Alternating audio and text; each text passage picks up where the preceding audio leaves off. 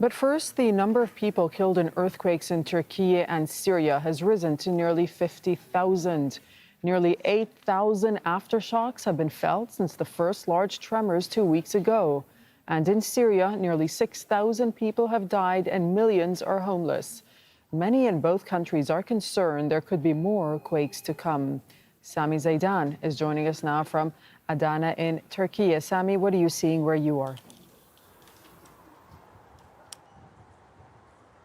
Well, what we're seeing is an effort now to try and deal with the many people who are displaced. And today, they kick off the first phase of this container cities project. They're aiming to get people into 15,000 containers out of tents. They're also working on prefab homes. And I can tell you, Doreen, as we've been driving on the highways over the last few days, we've seen sometimes columns of trucks carrying these prefab homes heading to some of the hardest hit areas. So they're trying to do what they can to get people out of very unstable living conditions into something more settled.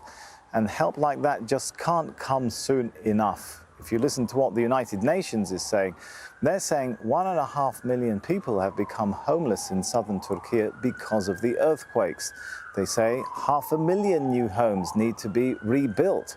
And they say 200 up to 210 million tons of rubble needs to be cleared up.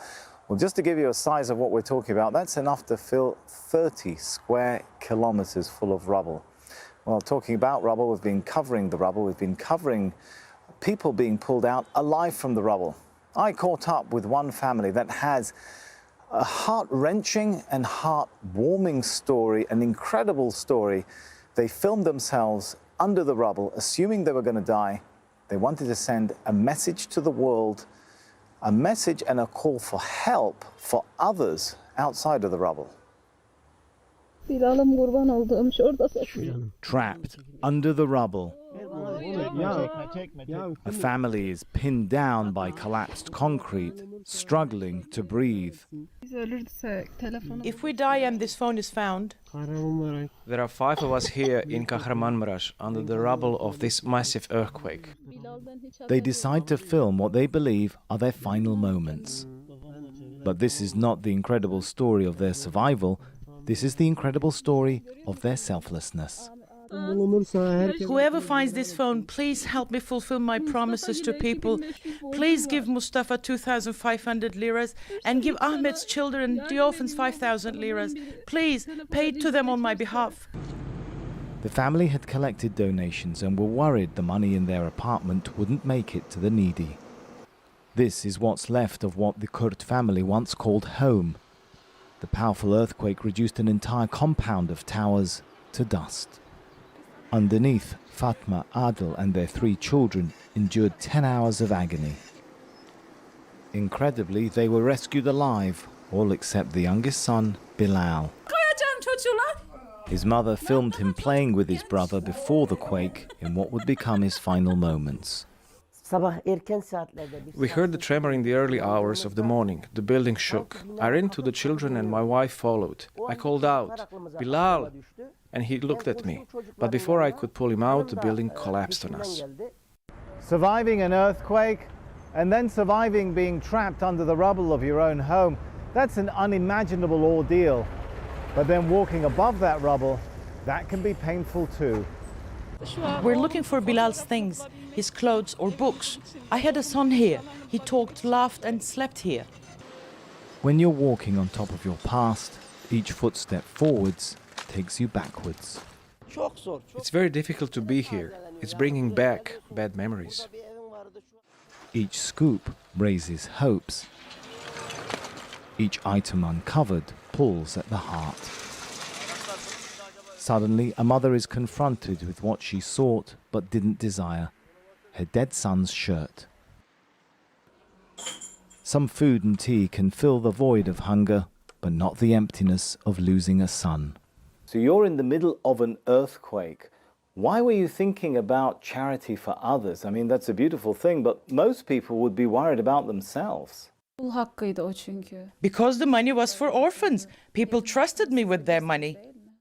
The story of the Kurt family has spread in Turkey, prompting donations to the orphans Fatma was so worried about under the rubble. The Kurds take comfort in knowing that through their actions, the ordeal that ended Bilal's life has started a new chapter in the lives of others. Incredible story there, and a lot of needs for shelter, for medical attention, for food and so on. We can go now to Teresa Bow.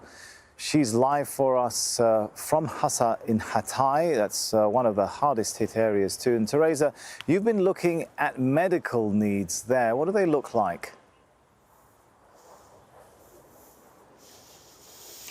Well, Sami, wherever you look all around this area, there is so much suffering, so much need.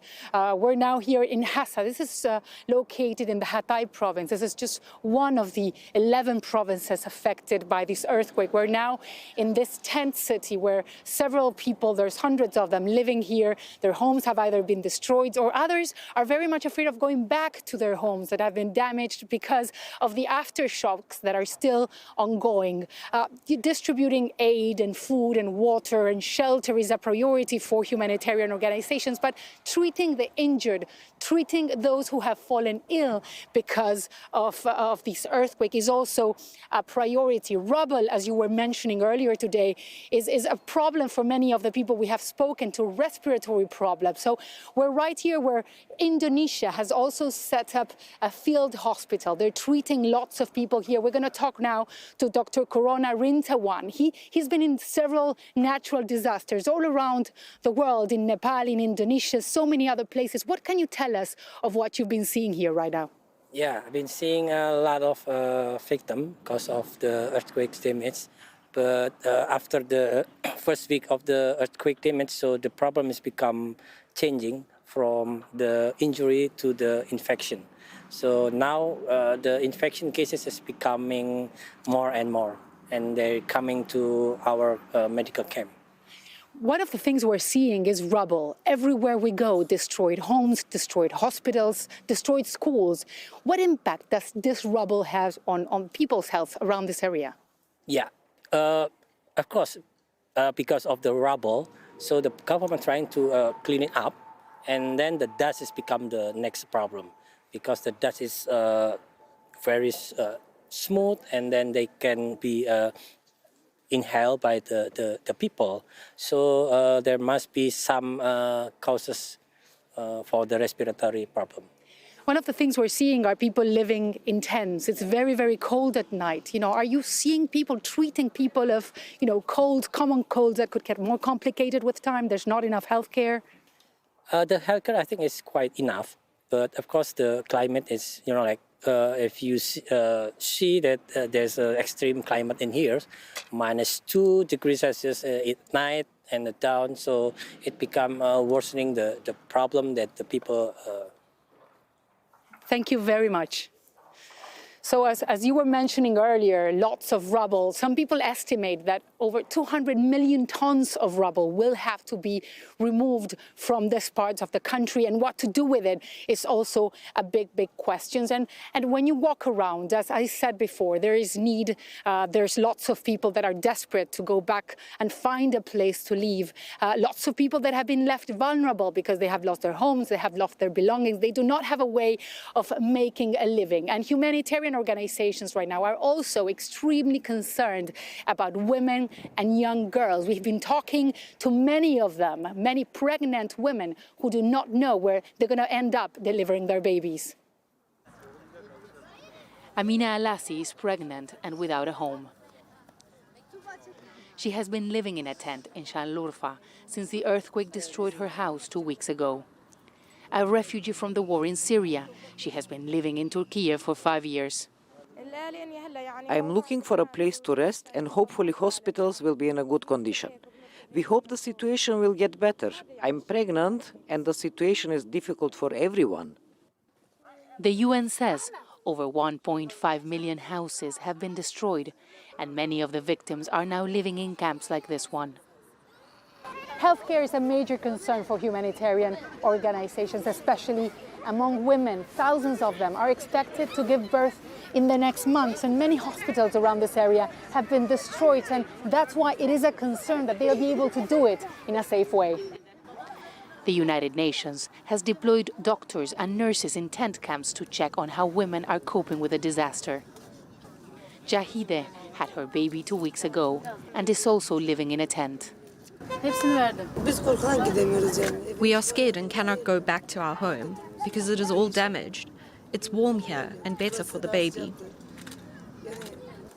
They're also providing women with medication and treatments.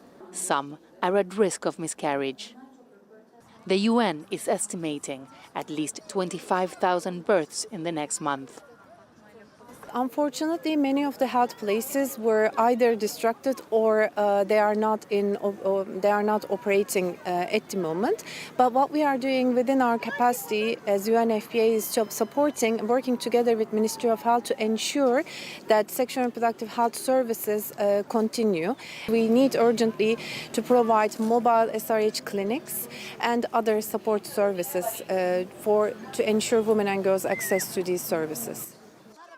The Turkish government has promised to fast-track rebuilding. But until that happens, there are hundreds of thousands of vulnerable people who have been left without a home. Teresa Bo, Al Jazeera, Şanlıurfa, Turkey. Well, these scenes of devastation and need, of course, getting attention from people in cities which are no strangers to earthquakes right around the world, including, of course, Istanbul. Hashim Ahlibara reports now on how people are concerned there. A race against time for these building inspectors. They're scanning for cracks or poor foundations. Then they'll decide which buildings to demolish and which should be repaired. City officials warned a few days ago that 90,000 buildings could collapse if an earthquake hits Istanbul. Bu ne demek? 90.000 tane elimizde. An earthquake in Istanbul will affect 4.5 million people. This is a top priority for us and should be seen as a national security matter. It has to be taken to the highest level. Levent Aktaş bought his house 3 years ago, but he doesn't know whether the building is earthquake-proof. Levent is among a growing number of people who no longer feel safe in Istanbul. I'm not planning to live longer in Istanbul. Eventually, I will have to leave for another place. I'm thinking about taking my family to a safer city. Istanbul sits not far from the North Anatolian fault. Seismologist Övgün Ahmedircan fears the worst. The Asian site is very safe in terms of ground conditions. And also the housings are relatively new in the Asian site. But if you go to European site, only the safe place for the ground conditions are the northern part.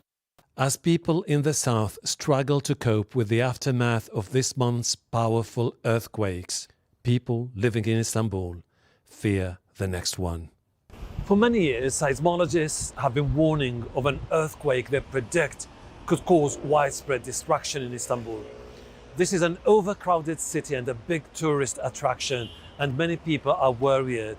They want to know whether their buildings and their city are strong enough to withstand a major quake and prevent loss of life. Hashim Ahlibara, Al Jazeera, Istanbul.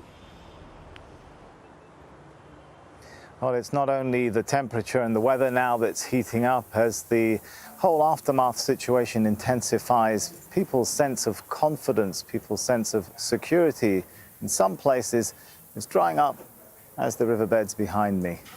I'm going to hand you back now to Doreen in Doha. Sami, thank you so much for that reporting from Adana in Turkey.